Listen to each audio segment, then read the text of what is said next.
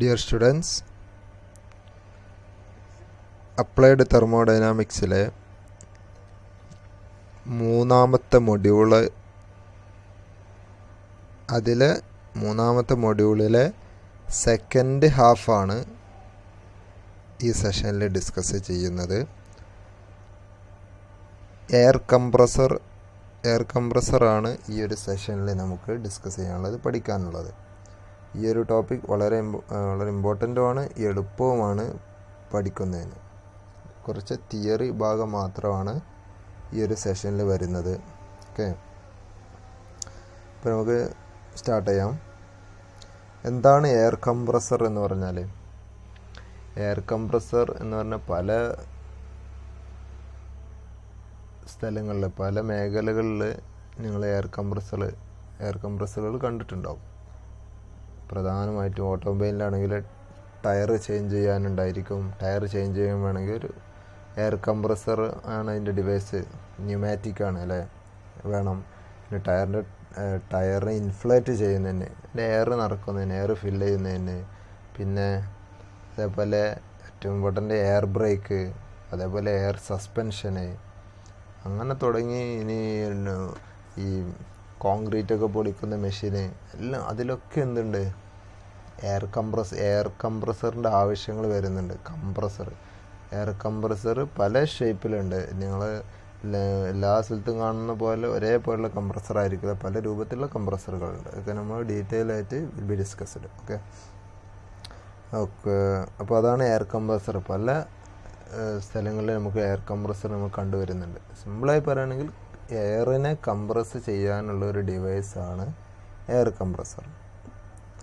It is a device used to increase the pressure and density of air.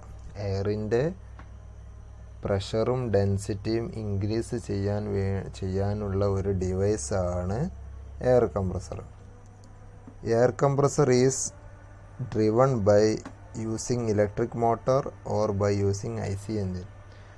Compressor അത് work ചെയ്യണമെന്നുണ്ടെങ്കിൽ അതിനൊരു input power കൊടുക്കണം.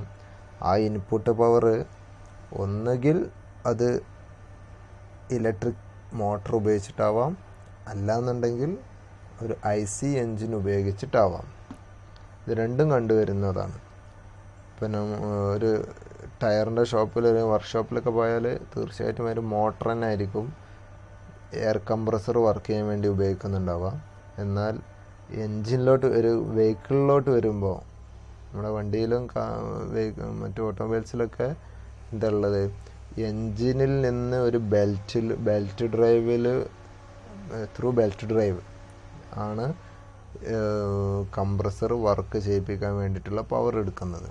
Air ബ്രേക്കിനായാലും air സസ്പെൻഷനായാലും ബാക്കിയുള്ള കാര്യങ്ങൾക്കൊക്കെ air എവിടെയൊക്കെ ആവശ്യമുണ്ടോ അവിടങ്ങളിലൊക്കെ ഒരു കംപ്രസർ എൻജിനിൽ കണക്ട് ചെയ്ത് വെച്ചിട്ടുണ്ട്.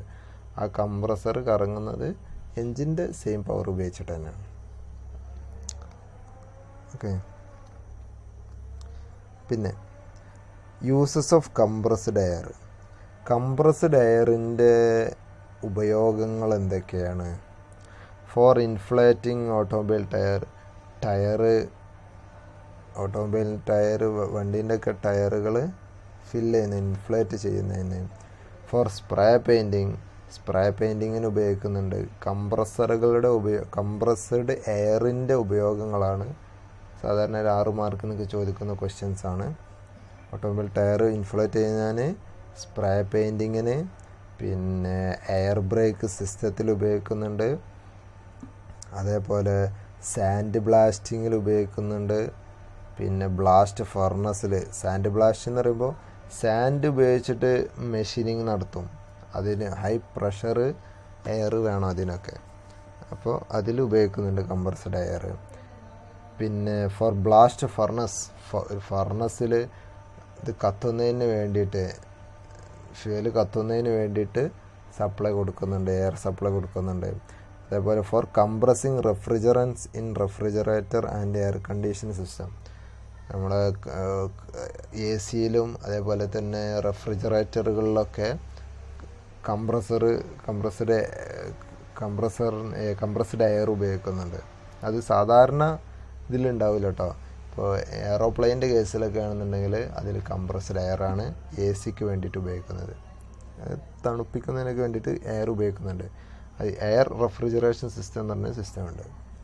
പിന്നെ for operating pneumatic tool, pneumatic ആയിട്ടുള്ള ടൂളുകൾ ഓപ്പറേറ്റ് ചെയ്യുന്നത്, കോൺക്രീറ്റ് പൊട്ടിക്കുന്ന മെഷീന്, അതേപോലെ ഈ പല നെട്ടും ബോൾട്ടും ടൈറ്റ് ചെയ്യാനൊക്കെ വേണ്ടി ഉപയോഗിക്കുന്ന ഒരു മെഷീൻ ഉണ്ടല്ലോ, നെറ്റ് റിമൂവർ, ഒക്കെ ന്യൂമാറ്റിക് എനർജി ഉപയോഗിക്കുന്നുണ്ട്. ഓക്കെ. ഈ classification of air compressor, air കംപ്രസറിൻ്റെ ക്ലാസിഫിക്കേഷനാണ്. അത് വളരെ ഇമ്പോർട്ടൻ്റ് ആണ് കേട്ടോ. പ്രധാനമായിട്ടും 2 രീതിയിലാണ് എയർ കംപ്രസർ വരുന്നത്. എയർ കംപ്രസർ അതിൽ പോസിറ്റീവ് ഡിസ്പ്ലേസ്മെൻറ്റ് ടൈപ്പുണ്ട്, അതേപോലെ എയർ കംപ്രസർ പോസിറ്റീവ് ഡിസ്പ്ലേസ്മെൻറ്റ് ടൈപ്പുണ്ട്, അതേപോലെ ഡൈനാമിക് ഉണ്ട്. അതാണ് പ്രധാനമായിട്ട് എയർ കംപ്രസർ 2 കാറ്റഗറിയാണ്. Positive displacement air compressor and dynamic air compressor. അതിൽ തന്നെ പോസിറ്റീവ് ഡിസ്പ്ലേസ്മെൻറ്റ് എയർ കംപ്രസറിൽ വരുന്നതാണ് റെസിപ്രോക്കേറ്റിങ്ങും അതേപോലെ റോട്ടറിയും. ഓക്കെ. ഇനി റെസിപ്രോക്കേറ്റിങ്ങിൽ ഏതൊക്കെയാണ് വരുന്നത്? റെസിപ്രോക്കേറ്റിങ്ങിൽ വരുന്നത് സിംഗിൾ ആക്ടിങ്, ഡബിൾ ആക്ടിങ്, അങ്ങനെ മൾട്ടി സ്റ്റേജ്, ഇങ്ങനെ 3 ടൈപ്പ് എയർ കംപ്രസറുകൾ റെസിപ്രോക്കേറ്റിംഗ് ടൈപ്പ് തന്നെ ഉണ്ട്. ഇനി rotary air compressor, rotary air കംപ്രസറിൽ വരുന്നതാണ് ലോബ് ടൈപ്പ്, വെയിൻ ടൈപ്പ്. ഇങ്ങനെ 2 കംപ്രസറുകൾ റോട്ടറി ടൈപ്പ് എയർ കംപ്രസറിൽ വരുന്നുണ്ട്. ഇനി അടുത്ത നോക്കാം ഡൈനാമിക്. ഡൈനാമിക് നോക്കുകയാണെന്നുണ്ടെങ്കിൽ അതിൽ സെൻട്രിഫ്യൂഗൽ ടൈപ്പുണ്ട്, ആക്സിയൽ ടൈപ്പുണ്ട്. ഇങ്ങനെയാണ് ഇതിൻ്റെ ക്ലാസിഫിക്കേഷൻ, എയർ കംപ്രസറിൻ്റെ ക്ലാസിഫിക്കേഷൻസ് വരുന്നത്. ഇനി അത് ഓരോന്നും എന്താണ് എന്നുള്ളത് നോക്കാം. ആദ്യത്തെ നോക്കാം നമുക്ക്. ആദ്യത്തേത് എയർ കംപ്രസർ എന്താണെന്ന് നോക്കിയല്ലേ, എന്താണ് എയർ കംപ്രസർ നമ്മൾ പറഞ്ഞു. ഇനി അതിൽ പോസിറ്റീവ് ഡിസ്പ്ലേസ്മെൻറ്റ് എയർ കംപ്രസർ എന്താണ്? എന്താ പോസിറ്റീവ് ഡിസ്പ്ലേസ്മെൻറ്റ് എയർ കംപ്രസർ നോക്കാം. What is positive displacement compressor? Positive displacement compressor എന്ന് പറഞ്ഞാൽ എന്താണ്? ഇവകൾ draw in and capture a volume of air in a chamber, then reduce the volume of the chamber to compress the air. അതായത് positive displacement കംപ്രസറിൽ അതിങ്ങനെ work ചെയ്യണ സമയത്ത് ഒരു എയറിനുണ്ട് പിടിക്കുന്ന ഒരു നിശ്ചിത വോളിയം എയറിനെ അതുകൊണ്ട് വലിച്ചുകൊണ്ടെടുക്കും. ഒരു വോളിയത്തെ പിടിച്ചുകൊണ്ടെടുക്കും, ഒരു നിശ്ചിത വോളിയം എയറിന്. എന്നിട്ട് ആ ഒരു വോളിയത്തിനെ മാത്രം കംപ്രസ് ചെയ്യും, നന്നായിട്ട് കംപ്രസ് ചെയ്യും. എന്നിട്ടത് നേരെ റിസർവോയർ കൊടുക്കും. അതാണ് ഇവിടെ ചെയ്യുന്നത്. ഒന്നിങ്ങനെ ഒരു നിശ്ചിത വോളിയം എയറിനോട് കംപ്രസ് ചെയ്യുന്നു, എയറിനോട് വലിച്ചെടുക്കുന്നു, പിന്നെ അതിൻ്റെ വോളിയത്തെ നന്നായിട്ടൊന്ന് ചെറുതാക്കുന്നു, പിന്നെ അത് നേരെ ചെന്നിട്ട് ഡെലിവർ ചെയ്യുന്നു. ഇതാണ് പോസിറ്റീവ് ഡിസ്പ്ലേസ്മെൻറ്റ് കംപ്രസറിൽ സംഭവിക്കുന്നത്. ഓക്കെ. അപ്പോൾ അതാണ് ഒരു നിശ്ചിത വോളിയത്തെ വലിച്ചെടുത്തിട്ട് അതിനെ കംപ്രസ് ചെയ്തിട്ട് ഡെലിവർ ചെയ്യുന്നു. അങ്ങനെ പോസിറ്റീവ് ഡിസ്പ്ലേസ്മെൻറ്റ് കംപ്രസറാണ്. അതിനൊരു എക്സാമ്പിൾ നമുക്ക് പറഞ്ഞു നോക്കാം. അതിൻ്റെ എക്സാമ്പിളാണ് റെസിപ്രോക്കേറ്റിംഗ് കംപ്രസർ. ഇവിടെ പറഞ്ഞല്ലോ, ആ പോസിറ്റീവ് ഡിസ്പ്ലേസ്മെൻറ്റ് കംപ്രസറിൽ പെട്ടതാണ് റെസിപ്രോക്കേറ്റിംഗ് കംപ്രസർ നമ്മൾ പറഞ്ഞു. അപ്പോൾ എന്താണ് റെസിപ്രോക്കേറ്റിംഗ് കംപ്രസർ നോക്കാം. ഈ റെസിപ്രോക്കേറ്റിംഗ് കംപ്രസറിൽ എന്താണ്, ഇതൊക്കെ നമ്മൾ സാധാരണ ലാബുകളിലും അതുപോലെ എയർ നിറക്കുന്ന വർക്ക്ഷോപ്പുകളിലും ടയറിൻ്റെ കടകളിലൊക്കെ വരുന്ന എയർ കംപ്രസറാണ്. ഇതിൽ നിങ്ങൾ കണ്ടിട്ടുണ്ടാവും. സാധാരണ പോലെ തന്നെ ഒരു പിസ്റ്റണും സിലിണ്ടറും അറേഞ്ച്മെൻ്റാണ് ഈ റെസിപ്രോക്കേറ്റിംഗ് കംപ്രസർ. റെസിപ്രോക്കേറ്റിംഗ് ടൈപ്പ് കംപ്രസറാണിത്. അതിൽ തന്നെ സിംഗിൾ ആക്ടിംഗ് ഉണ്ട്. സിംഗിൾ ആക്ടിംഗ് അതിൻ്റെ വേറെ പേരാണ് single stage compressor. Single acting ചോദിച്ചാലും സിംഗിൾ സ്റ്റേജ് എന്ന് വെച്ചാലും ഒന്ന് തന്നെയാണ്. ഓക്കെ. അപ്പോൾ ഇതിൽ എന്താ ചെയ്യുന്നത്? ഇതിൽ പ്രധാനമായിട്ട് എന്തൊക്കെയുള്ളത്? ഒരു പിസ്റ്റൺ ഉണ്ട്, പിന്നെ ഒരു സിലിണ്ടർ ഉണ്ട്, പിന്നെ കണക്റ്റിംഗ് റോഡും. ഈ പുറത്തേക്ക് ഇതിൻ്റെ ഉള്ളിലേക്ക് ഇൻപുട്ട് പവർ കൊടുക്കണ്ടേ? ഇൻപുട്ട് പവർ കൊടുക്കാൻ വേണ്ടിയിട്ടുള്ള ഒരു അറേഞ്ച്മെൻ്റ് ഉണ്ട്. കണക്റ്റിംഗ് റോഡും ക്രാങ്ക് ഷാഫ്റ്റും കണക്റ്റിംഗ് റോഡും അറേഞ്ച്മെൻറ്റ്. നമ്മൾ ഇവിടെയാണ് മോട്ടർ ഉപയോഗിച്ചിട്ട് കറക്കൽ. ഇതിന് ഇവിടെ പവർ കൊടുക്കും. ഇവിടെ പവർ കൊടുക്കുമ്പോൾ ഇതെന്താവും? ഈ പിസ്റ്റണ് റെസിപ്രോക്കേറ്റ് ചെയ്യാൻ തുടങ്ങും. അതാണ് ഇവിടെ സംഭവിക്കുന്നത്. അപ്പോൾ ഇതിൽ പ്രധാനമായിട്ട് പിന്നെ വരുന്നത് ഇവിടെ ഒരു ഇൻലെറ്റ് വാൾവ് കാണാൻ പറ്റും. ഇൻലെറ്റ് വാൾവ് ഉണ്ട്. അതേപോലെ തന്നെ ഇവിടെ ഒരു ഡെലിവറി വാൾവും ഉണ്ട്. ഇൻലെറ്റ് വാൾവും ഡെലിവറി വാൾവും. ഇവിടെ ഇൻലെറ്റ് വാൾവിൻ്റെ ഷേപ്പ് എങ്ങനെയാണ്?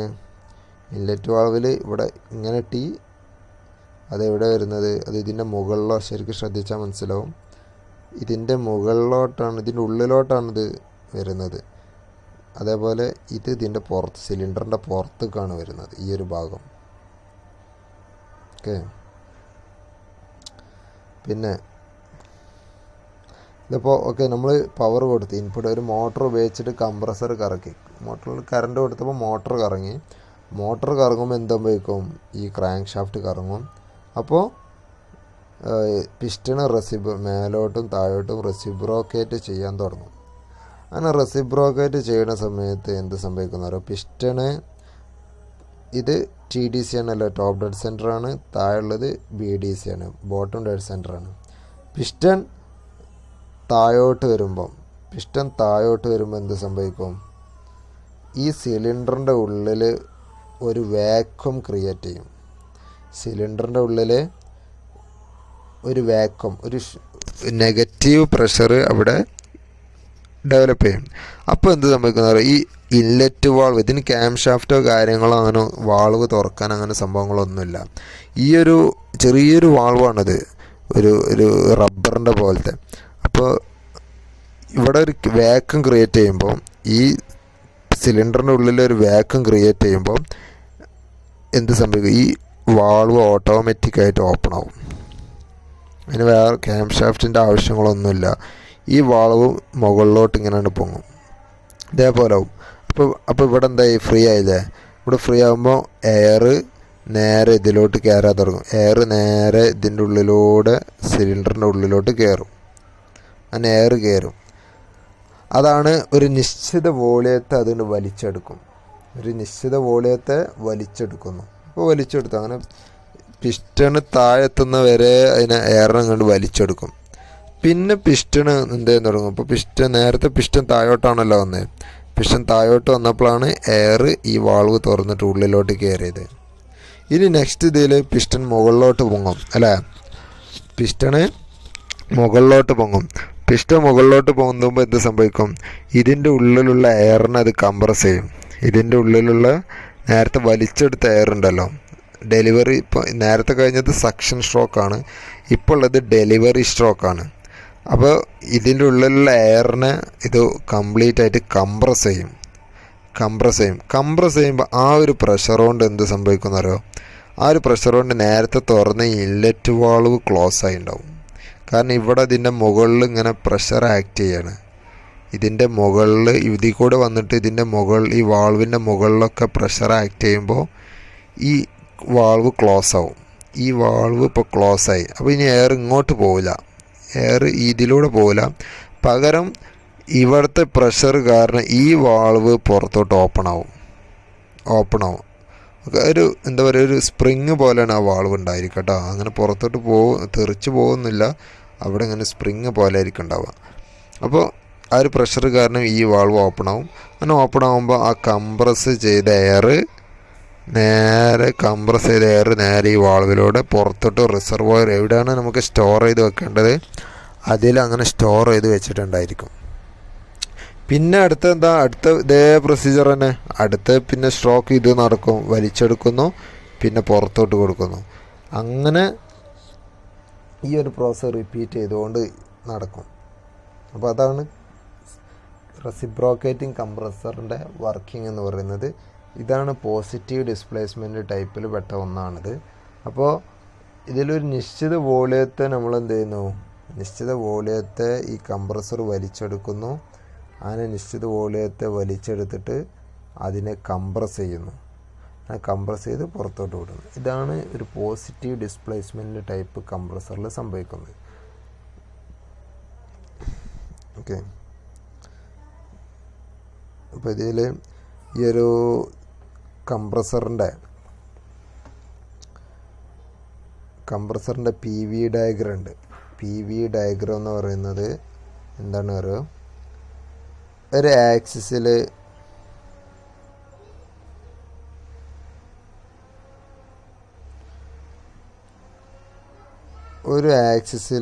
പ്രഷർ, ഈ വൈ ആക്സിസിൽ പ്രഷറും കൊടുക്കും, എക്സ് ആക്സിസിൽ വോളിയവും കൊടുക്കും.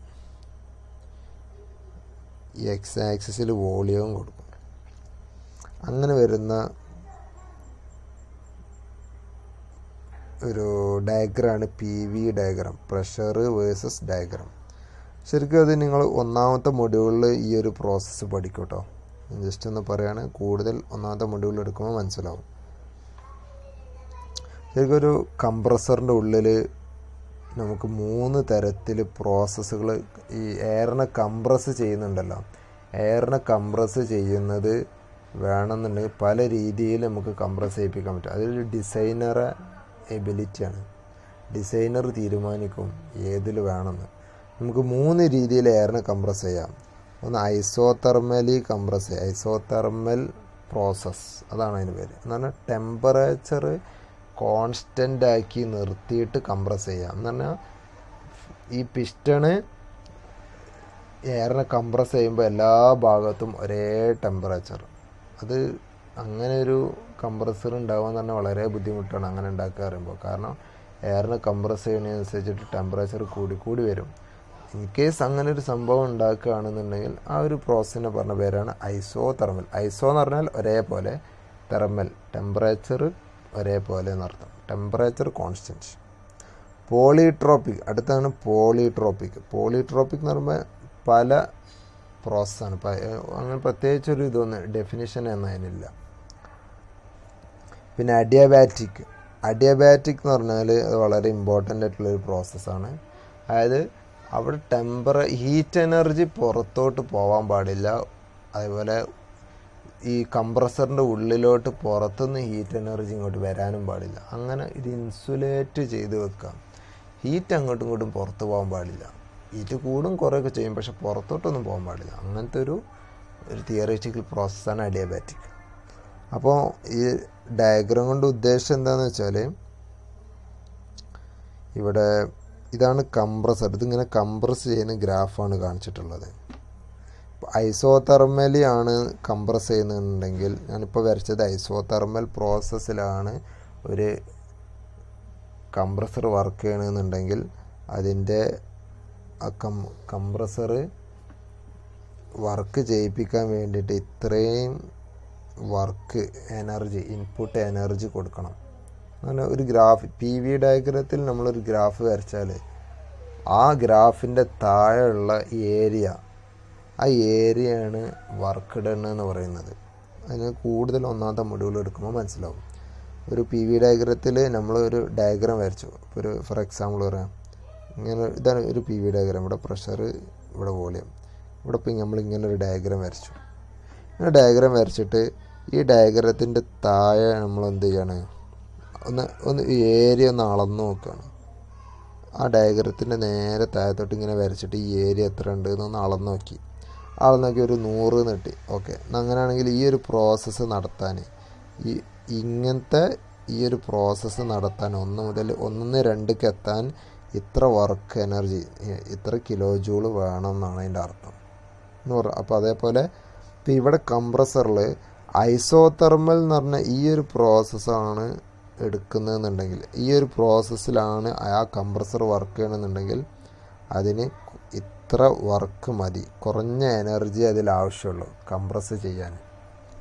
ഇനി അതല്ല, ഇനിയിപ്പോൾ ഈ ഒരു കംപ്രസറിൽ ഡിസൈനർ പോളിട്രോപ്പിക്കാണ്, ആ ചുവപ്പ് കളറിൽ കാണിച്ചത് പോളിട്രോപ്പിക് പ്രോസസ്സാണ് നടത്തുന്നുണ്ടെങ്കിൽ അതിൻ്റെ ഡയഗ്രാം എങ്ങനെ വരിക, ഇങ്ങനെ വന്ന് ആ സെൻറ്ററിലുള്ളതാണ്, ഇതായിരിക്കും ഡയഗ്രാം വരിക. അപ്പോൾ ഇത്രയും കുറച്ചും കൂടി ഏരിയ കൂടി അല്ലേ, ഇത്ര ഏരിയ ഇത്രയും ഭാഗം കുറച്ചുകൊണ്ട് കൂടി ഏരിയ. അപ്പോൾ എന്ത് സംഭവിക്കും, അതിന് പോളിട്രോപ്പിക് പ്രോസസ്സിന് കുറച്ചും കൂടി വർക്ക് കൂടുതലാണ്, കൂടുതൽ എനർജി അവിടെ നഷ്ടപ്പെടും. ഇനി അഡിയബാറ്റിക് ആണെങ്കിലോ, അഡിയബാറ്റിക് പറയുമ്പോൾ പച്ച കളറിൽ കൊടുത്തതാണ്. അഡിയബാറ്റിക്കിലാണ് കംപ്രസർ വർക്ക് ചെയ്യണമെന്നുണ്ടെങ്കിൽ ഏരിയ പിന്നെയും കൂടി അല്ലേ, എത്രയും ഏരിയ കൂടിയില്ലേ. അപ്പോൾ ഇതെന്ത് മനസ്സിലാക്കാൻ പറ്റും, ഒരു കംപ്രസറിൽ ഏറ്റവും കുറവ് വർക്ക് വരുന്നത് ഐസോതെർമലാണ്. ഐസോതെർമൽ പ്രോസസ്സിലൂടെയാണ് കംപ്രഷൻ നടക്കണമെന്നുണ്ടെങ്കിൽ അതിനെ വിളിക്കുന്ന പേരാണ്, അപ്പോഴാണ് എന്ത് സംഭവിക്കുക, കുറഞ്ഞ വർക്ക് കംപ്രസറിന് ആവശ്യമുള്ളൂ. അതുപോലെ പോളിട്രോപ്പിക് ആണ് കൊടുക്കണമെന്നുണ്ടെങ്കിലോ, പോളിട്രോപ്പിക് പ്രോസസ്സ് ആണെന്നുണ്ടെങ്കിൽ കുറച്ചും കൂടി കൂടുതലും, അഡിയബാറ്റിക് ആണ് കൂടുതലും. ഓക്കെ. അപ്പോൾ സാധാരണഗതിയിൽ നമുക്കൊരിക്കലും ടെമ്പറേച്ചർ ഇങ്ങനെ കോൺസ്റ്റൻ്റ് ആക്കി വെച്ച് നിർത്താനൊന്നും പറ്റില്ല. അതേപോലെ കംപ്രസറിൻ്റെ ഉള്ളിൽ നിന്ന് പുറത്തോട്ട് ഹീറ്റ് എനർജി ലോസ് ആവാതെ പിടിച്ചു വെക്കാൻ അതും പറ്റില്ല. അപ്പോൾ പ്രാക്ടിക്കൽ കേസിൽ ഈ ഐസോതെർമലും നമുക്ക് പോസിബിളല്ല, അഡിയബാറ്റിക്കും പോസിബിളല്ല. പകരം ഇവിടെ എന്താ ഉള്ളത്, ഇവിടെ പോസിബിളായിട്ടുള്ള പോളിട്രോപ്പിക്കാണ്. അപ്പോൾ എല്ലാ പ്രാക്ടിക്കൽ കേസിൽ കംപ്രസറൊക്കെ വർക്ക് ചെയ്യുന്നത് പോളിട്രോപ്പിക് എന്ന് പറഞ്ഞ ഒരു ഇത് വെച്ചിട്ടാണ്. അതിൽ ഇങ്ങനത്തെ കണ്ടീഷൻസ് ഒന്നുമില്ല, അതൊക്കെ പലതിലും മാറ്റങ്ങൾ വരാം, അതിലാണ് വർക്ക് കുറവ് എന്നർത്ഥം. ഇനി ഒരാൾക്ക് ഐസോതെർമൽ ഉണ്ടാക്കാൻ കഴിഞ്ഞെങ്കിൽ അത് ഏറ്റവും ബെസ്റ്റാണ്, കാരണം കുറഞ്ഞ ഏരിയ എവിടെ ഉള്ളൂ, കുറഞ്ഞ ഏരിയ എന്ന് പറയുമ്പോൾ കുറഞ്ഞ വർക്ക് മതി എന്നർത്ഥം. ഓക്കെ. അപ്പോൾ അതാണ് ഈ പി വി ഡയഗ്രത്തിൽ, ഇതിൻ്റെ പി വി ഡയഗ്രത്തിൽ വരുന്നത് എന്ന് പറഞ്ഞാൽ, ഇതിൽ പി വി ഡയഗ്രത്തിൽ ഇവിടെ പ്രഷറും ഇതിൽ വോളിയാണ്, ഇങ്ങോട്ട് വോളിയാണ് അല്ലേ. അപ്പോൾ ഫസ്റ്റത്തെ സക്ഷൻ സ്ട്രോക്കാണ് ഈ കാണിച്ചിട്ടുള്ളത്. സക്ഷൻ സ്ട്രോക്കിൽ എന്താ സംഭവിക്കുക, പിസ്റ്റണ് മുകളിൽ നിന്ന് താഴോട്ടല്ലേ വരിക, അപ്പോൾ ആ വോളിയം ഇങ്ങനെ കൂടി വരുന്നതാണ് ഈ കാണിച്ചത്. വോളിയം കൂടി വരും, കാരണം വോളിയം ഇങ്ങോട്ടാണ്, വൈ ആക്സിസിൽ ഇങ്ങോട്ടല്ലേ കൂടുന്നത്, വോളിയം കൂടി വരും. പിന്നെ അടുത്ത് കംപ്രഷനല്ലേ, കംപ്രഷനാണ് അടുത്ത സ്റ്റേജ്. കംപ്രഷൻ ഇങ്ങനെ കംപ്രസ് ചെയ്യും, അതാണ് ഈ കാണിച്ചത്, കംപ്രസ് ചെയ്യും. പിന്നെ ഡെലിവറി നടക്കുന്നത് എങ്ങനെയാണ്, അത് ഒരു കോൺസ്റ്റൻറ്റ് പ്രഷറിലാണ്. അപ്പോൾ ഡെലിവറി നടക്കുമ്പോൾ വോളിയം കുറഞ്ഞ് വരും, പക്ഷെ പ്രഷർ എന്തായിരിക്കും, കോൺസ്റ്റൻ്റ് ആണ്. ഇവിടെ പ്രഷറല്ലേ, അത് കോൺസ്റ്റൻ്റ് ആണ്. അത് സക്ഷനിലും പ്രഷർ കോൺസ്റ്റൻ്റ് ആണ്, ഡെലിവറിയിലും പ്രഷർ കോൺസ്റ്റൻ്റ് ആക്കി വെച്ചിട്ടാണ് കാര്യങ്ങൾ ചെയ്യുക. ഓക്കെ.